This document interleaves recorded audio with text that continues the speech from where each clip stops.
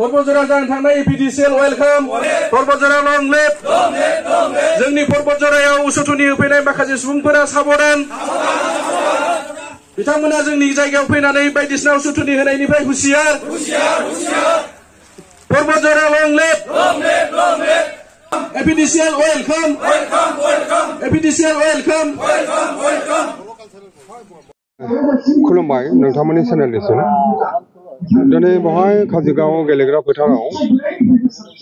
रायजो राजाफोर आरो सानसुमै बिथांमोन ज' जाफैदों बेवहाय रावनिबो दैदेननायाव हाबाफारिया जायाखै बयबो माने गावनो गाव सानखांनानै जे जोंनाव पर्बतजराव मोनसे थार्मेल पावार प्रजेक्ट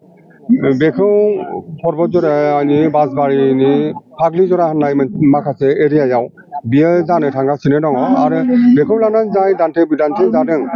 गतिके बे दान्थे बिदान्थे जानायखौ असिला लानानै पर्बतजरानि माखासे सानसुमै जेसेबां माने सानसुमै दं सोरबा कलेजनि प्रिन्सिपाल दं सोरबा गाहाय फोरोंगिरि दं आरो रायजो राजा नुजाफैनानै बिनि सायाव माने माखासे सावरायनाय बिबुंथि लाखिफैदों आरो बे थार्मेल पावार प्रजेक्टआ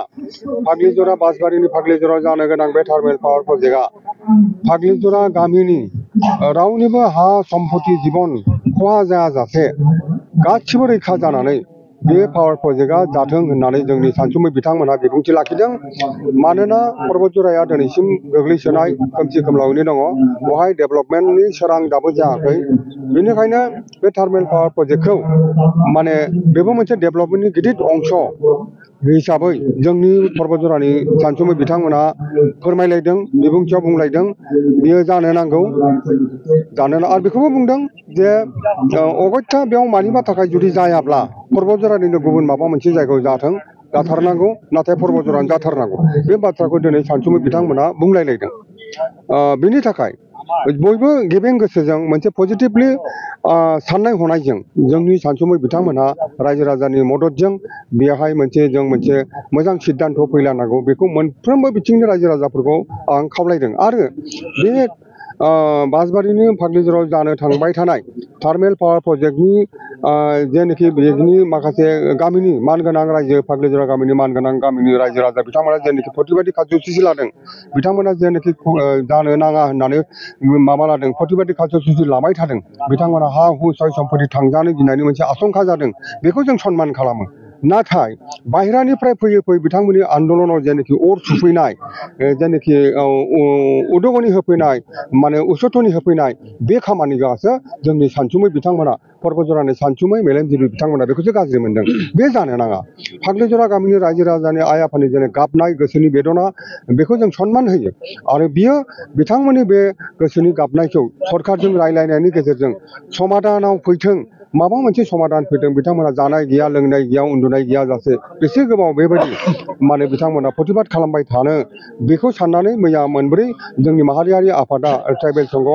साहित्य सभा बर' समाज हारिमु आफादा बिथांमोनजों नुजाथिनानै रायलायनो होननानै बिथां मैया थांनाय जादोंमोन नाथाय बे माहारियारि आफादनि जेनाखि मोजां साननाय बेखौ सोङा हसियानो बेयाव माने जानो नाङै जाथाय जादों बे दुखुनांथाव जादों आरो बेखौ जों बयबो निन्दा खालामदों दा इयुनाव जाहाथे बे ओनसोलनि रायजो राजा गामिनि रायजो राजा मोनफ्रोमबो समाजनि मोजां सिन्था खालामनानै आरो बिथांमोननि जेनाखि आन्दलन बे आन्दलनखौ मोजां साननाय हनायनि गेजेरजों बाहेरानि खुनु भाइरासखौ जायगा होआलासिनो बिथांमोननि गोसोनि गाबनायजोंनो बिथांमोना जेन आन्दलनखौ खालामो आरो सरकारजों बुजाफरा जानानै जानांगौबा जानांगौ जानाङाबा जानाङा जाहाथे मोजां सिद्धान्त फैयो जों बेखौ खावलायो आरो रायजो राजाफ्रा दिनै बे बाथ्राखौ बिबुंथियाव बुंलायलायदों गोजोन्थों बे टार्मिनेल पावार प्रजेक्ट बे एपिडिसिएल बे इन्डास्ट्रिखौ बिथांमोना बे पर्बतजरायावनो जाजानो लुबैथारो बेखौ माने दिनै सानसुमै बिथांमोना बुंलायलायदों पर्बतजरायावनो जाथारनांगौ बेवहाय माने पर्बतजराखौ नागारनानै गुबुनाव जानायखौ पर्बतजरानि सानसुमै मेलेमजिबि रायजो राजाफ्रा दिनै रावबो लुबैयाखै पर्बतजरायावनो जाथारनांगौ बे बाथ्राखौ रोखा रोखा बिबुंथियाव बुंनाय जादों थेंक इउ बिबानगिरि बिथांमोनखौ धन्यबाद जासिबाय बाय गोबां रादाब बिजोंनि माबाफोर दङ मा होनो निउसफोर दङ दिनैहाय बाहाय काजि गामि बे काजि गामियाव जों जुथुमदों पर्बतजरानि गासै रायजो राजाया जुथुमनायनि खारना बेनो जे माने पर्बतजरानि जे फाग्लि जरायाव जे थार्मेल पावार प्रजेक्टखौ लानानै जे दावराव दावसि जाबाय थादों बाहाय बेनि फाग्लि जरानि जे रायजो राजा बिथांमोनहा खुद्रिदों सोमावसारदों आरो बे सोमावसारनायाव माखासे बाहेरानिफ्राय राजखान्थिनि हान्जाफ्रा बाहाय एकदम माने थुनजलायफैदों उसुथुनि होफैदों जों बेखौ दुखु मोननाय फोरमायो जे बिथांमोनहा दिनैहाय मोजां राहानि थाखाय मोजां उद्देश्यनि थाखाय बिसोर थुनजलाय फैयाखै नंगौ जोंनि फाग्लिजरा बासिया बासबारिनि फाग्लिजरानि जे रायजो राजा आइ आफा बिथांमोनहा खुद्रिदों जे संखिनायबो फैदों बिथांमोनहा नाथाय संखिनांगौ खोथा गैया आरो बाहाय बायजोनिफ्राय जे दल संगठन राजनिति हान्जानि बिबानगिरि बिथांमोनहा फैनो नाङा जों पर्बतजरा बासिया बेखौ नायगोन मानोना जों मिन्थिगौ बे पर्बतजरानि जे हाब्रु जों थानाय लामा दालां गैयै दै जों बाहाय बेसेबां हाग्रा सिङाव थांनानै थाबोदों नाथाय बैफोर समावथ' बिसोरो मोजांनि थाखाय मालाबाबो फैयाखै नाथाय दिनैहाय मोनसे थार्मेल पावार प्रजेक्ट जानो फैगासिनो दङ आरो बेखौ माने होबथानायाव गिलु बालु बिसोरो माबा फैदों उसुथुनि फैदों थुनजुलाय फैदों दा थुनजुलायनायनिफ्राय मा जादों गाज्रिनिफ्राय गाज्रिसिन थासारि सफैदों जोंनि गेजेराव गावजों गाव एना एनि जाफैदों आरो बारानिफ्राय बारा जालांनो नागिरदों दा बेखायनो जों बाहाय दिनै जुथुमदों काजिगावआव हठात करि हरखाबै जों मोनसे मेल खुंदों गासै पर्बतजरानि बासिया जे पावार प्रजेक्टआ जानांगौ पावार प्रजेक्टआ हरदों नालाय जों बेखौ लानांगौ आरो जों बेखौ जुदि हरनायखौ लानो रोङाबा बहाय बिना मोनगोन जों बिनानैनो फैबाय आन्दलन खालामनानै फैबाय नाथाय दिनै जों आन्दलननि गेजेरजों बुंदों जे जोंनो इन्डास्ट्रि नांगौ जोंनो एमप्लय खालामनांगौ जों बुंबाय थादों नाथाय दिनै इन्डास्ट्रि हरनायावबो जोंनि जे माने मानसिफ्रा एसे बुजिनायाव बिसिनि थुनजलायनायाव जोङो गोनो गोथो फैदों जायनि थाखाय जों दिनै बाहाय जुथुमनायनि गेजेरजों बेखौनो बुंनो नागिरो खुनु राजनिति हान्जानि बायजोनि जेनाखि राजखान्थि हान्जा बायजोनि जे दैदेनगिरि बिथांमोनहा बे पर्बतजरा बासियाव हाबनो नाङा जोंनि जेंनाखौ जों सुस्रांगोन जोंनि न'आव मा जांसि गोग्लैदों जोंनि न'आव मा मैला फैदों बेखौ जोङो सुस्रांनो राहा लामा लागोन जों बुंदों जोङो बुंदों दाखालिनिफ्रायनो बुंदों जे जुथुमदों बासबारियाव खेबनै जुथुमबाय सारा पर्बतजरानि गावबुराफ्रा बाहाय जुथुमनानै डिसिसन लादों जे थार्मेल पावार प्रजेक्टआ जानांगौ बेनि जानायनि गेजेरजों बेसेबां लाब दिनै बङाइगाव नाय BRPL दं दिनै सालाकाथियाव दं NTPC बेजों माबा खहा जादों नामा बेजों जोंनि जेनाखि थांनानै थानायनि जे लिभिं स्टेन्डार्ड बे बारायगोनसो आरो बे हाखौ जोंनि होननानै बुंदों हायाथ' सरखारनिसो हाया सरकारा गोसो मथे बेखौ खालामगोन दिनैहाय जुदि बेखौ ओरैनो दोनोबा बेहाय हाबसननायाथ' जागासिनो दंखायो जोंनि हाबसननायखौ मानो बादा होया ओमफ्रायलाय बिसोरलाय सारिगिदिं हाबसनजोब्बाय दिनै पर्बतजरा बासिया दिनै जुथुमनायनि गेजेरजों बेखौनो बुङो दे रावबो राजखान्थि हान्जाया बाहेरानिफ्राय बाहाय फैनानै उसुथुनि खालामनाङा जोंनि समस्याखौ जों सुस्रांनायनि राहा लामाखौ खालामगोन जों बाहाय जुथुमनायनि गेजेरजों जों सोरखौ लोगो हमनांगौ सोरजों रायलायनांगौ जोङो बे रायजो राजानि अभाब अभिजोगआ मा जों बेखौ सानलायना हरलायनानै बेखौ जोङो थि खालामनो होननानै दिनै जुथुमदों दा बेनि गेजेरजोंनो जोङो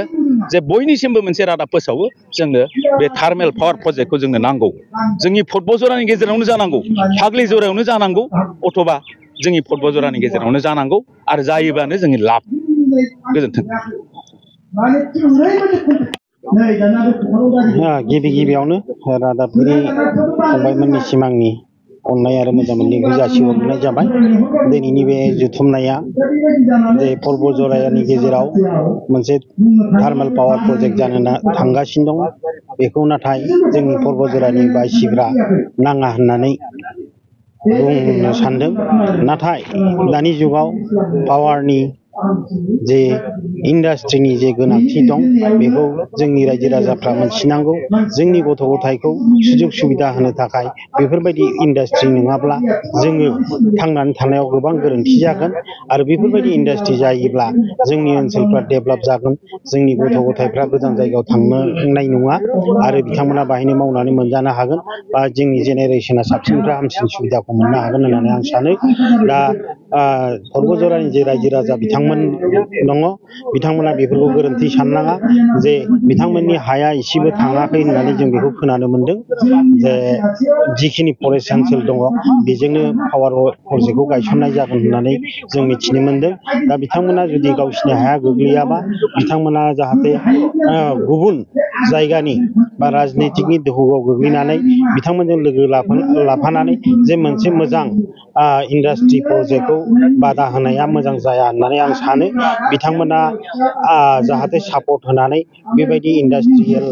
बा इन्डास्ट्रिखौ बा पावार प्रजेक्टखौ गायसननानै गाव गावनि गथ' गथायनि इयुन जे